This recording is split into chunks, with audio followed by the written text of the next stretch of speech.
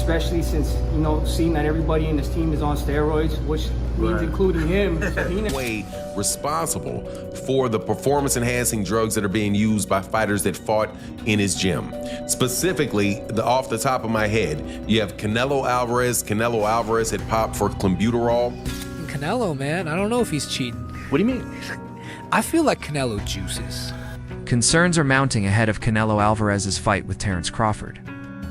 As boxing insiders raise serious red flags about his physique and past drug test failures, whispers of steroid use have resurfaced, especially after Canelo's sudden muscle gains.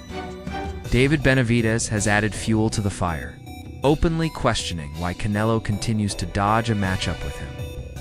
He doesn't hold back, accusing Canelo's entire team of being involved in performance-enhancing drug use. With 5 members of his camp previously testing positive, Benavidez claims it's not just bad luck, it's a pattern. Anticipation builds for the Crawford fight. Suspicions are at an all-time high. Greatest Mexican boxing fights of all time, in my opinion. Yeah. So I feel like I'm 100% confident in myself. If Canelo was 100% confident in himself, I don't know why he wouldn't fight me.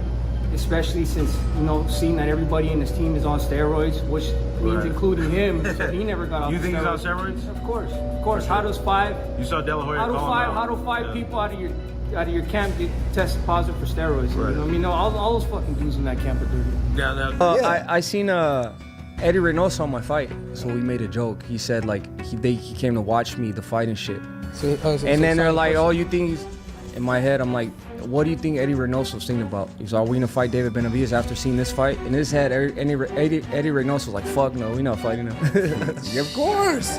Honestly, I don't blame Canelo. It's fucked up because there's a lot of money. It's not even about the money. It's not about the money. Yeah, but okay, 100 million, dude. You kidding me? The first step when you're a fucking warrior, bro, the only thing you think about is glory. I've never thought about money. I've been smart. I'm negotiating my shit. But it's always a prize, bro. It's always, if I go out there and beat Canelo, bro, I'm a legend. You know what I mean? That I'm gonna live forever in boxing as a legend. That means way more to me than any type of. Yeah, and I think that separates you too, David. And I admire that shit about you. I was like that at one point. How much you give me? Yeah. and not to just bypass him. Shout out to Morel as well. Yeah, shout out to to be. Eddie Reynoso's training facility is now under the spotlight, with critics alleging that it's ground zero for performance-enhancing practices. Canelo Alvarez, the gym's most high-profile athlete, has been linked to steroids twice already. Observers note a troubling trend. Multiple fighters from the same camp have popped positive on drug tests. As Canelo gets ready to face Terence Crawford, skeptics are asking tough questions. How does he keep putting on size so quickly? Doubts about his transformation are growing louder, especially when so many others training alongside him have been caught breaking the rules. Addressed serious accusations about his gym. And the accusations are that people, or at least the implications are, that he is the one that is providing performance-enhancing drugs or is in some way responsible for the performance-enhancing drugs that are being used by fighters that fought in his gym. Specifically, off the top of my head, you have Canelo Alvarez. Canelo Alvarez had popped for clenbuterol 2 times. For Fahim Satur, I'll say that he did it 2 times, even though I think it was for the same fight. But Canelo Alvarez popped dirty for clenbuterol 2 times. You have Luis Nery, who had tested positive, but I think Luis Nery tested positive before he was with Eddie Reynoso. Then you have Ryan Garcia, who popped dirty after he left Eddie Reynoso and went over to Derek James. And then you have Oscar Valdez. Oscar Valdez popped dirty while he was with Eddie Reynoso, but at the time he was still allowed to fight. You also clearly see that you have an issue with the fight that's coming up with Canelo Alvarez and Terence Crawford, in that you have one guy that tested positive and you have another guy that looks like he's using in order to get up and continue to climb up weight classes. You know, at a certain point in time, and this is something that Rolly Romero has said, certain point in time, your body just doesn't do that. At a certain point in time, your body just doesn't do it. I'm 6'2", 200, and should weigh about 210. Closer to 250, but I should weigh about 210. I'm not gonna get up. If I was 210 now at 50 years old, I'm not. If by 55 years old, I'm not. The only way I'm gonna get up to 260 of muscle is if I'm juicing. Building massive muscle naturally past your early 30s is rare. But Canelo's body has undergone a shocking transformation in recent years. He now sports a noticeably larger frame compared to his earlier fights. With that kind of rapid growth, and a history tied to a gym with a questionable track record, many are wondering what's really going on. The issue isn't just size, it's the timing, the history, and the consistency of steroid suspicions tied to Reynoso's fighters, Canelo's. Evolution from a leaner fighter to a powerful beast is drawing suspicion, not admiration, from a growing number of fans and analysts. If for a 30-year-old, right, you remember, your body grows, men's body can grow in height and length up until you're to the extreme in your 20s. By the time you're 20, your height and all that stuff is there, right? Your height and your length. In your mid-20s, by the time you're 29, your musculature is pretty much there. It gets harder to gain and put on muscle after 30. So Canelo Alvarez is about to fight a guy that is gonna put on 20 pounds of muscle. Joe Rogan recently voiced what many have been thinking: Canelo's physical development doesn't line up with natural aging. As someone who understands the science of strength and conditioning, Rogan questioned how Canelo, at his age, has managed to build mass at a pace that defies biological norms. Explained that gaining muscle becomes exponentially harder as fighters get older. Rogan didn't accuse Canelo outright, but he made it clear that such a transformation isn't typical. His remarks carry weight. When someone with Rogan's credibility says something doesn't add up, the entire fight world listens and wonders. Again, Canelo, man, I don't know if he's cheating. What do you mean?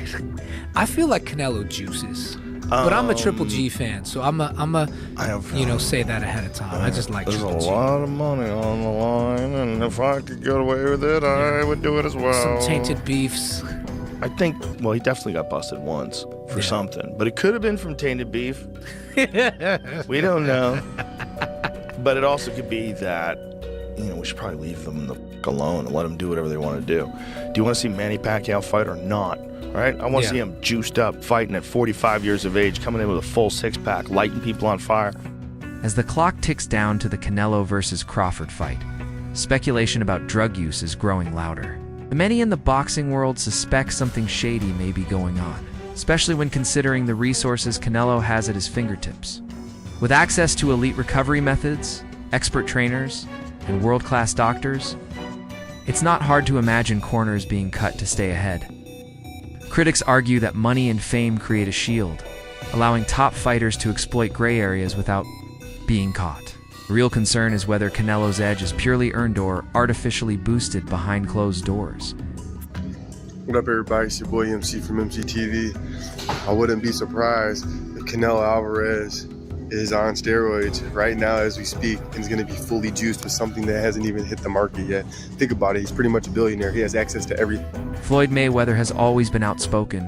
He's not shying away from the conversation about Canelo and potential steroid use. He's long believed that some fighters are protected by the system promoters. Media and fans turn a blind eye if it means preserving a cash cow. Floyd suggests Canelo enjoys this kind of immunity, getting a pass where others would be crucified. He's gone as far as saying people are too afraid to call it out. For Floyd, this isn't just about fairness, it's about safety and preserving the integrity of boxing. His message: stop protecting stars and start protecting the sport. But what we don't talk about is, Canelo. Steroids. They don't talk about that. So we don't know. We really don't know all the fighters he beat. He could have been not clean in a lot of fights. The buzz around the Canelo-Crawford fight isn't just about who will win, it's about what's happening behind the scenes. Allegations are flying in both directions, with fans trading accusations of steroid use like punches before the first bell even rings. Crawford loyalists question Canelo's sheer size, while Canelo fans cast doubt on Crawford's ability to move up in weight so effectively. The tension has forced both camps to agree to extensive drug testing to quiet the noise. But this move also confirms what many feared. Trust in boxing is eroding. To clean competition is no longer assumed, it must be proven. Strictly and consistently doing random data testing in order to silence each other's fan base and their critics ahead of their showdown this September. Now, despite this being a normal thing, the gravity of this fight brings in more attention to their test results, partly due to the fact that suspicion regarding both men have been up as of lately, namely Crawford's sudden bulk and jump to 168 and his close relationship with Snack and Victor Conti, and of course the recent PED scandals being associated with Team Canelo, as well as him once testing positive for clenbuterol 7 years ago due to contaminated meat. With that said, both men have been doing random testing since June and will undergo strict and consistent random tests up until they finally meet next month. Now, it's worth remembering that despite all the recent allegations for Canelo and Crawford, both fighters have been consistent. Looking back at Canelo Alvarez's early days, he was a completely different fighter, faster, leaner, and clearly suited for lower weight classes. Now, he's not just standing toe-to-toe with bigger opponents, he's overpowering them. Transformation has become a focal point of suspicion. It's not just about his skill anymore, it's about the source of his new power. Critics argue that such a drastic change isn't just the result of good training. They believe something more is at play. Whether it's cutting-edge science or something more controversial, fans want answers. And until they get them, the doubts won't go away.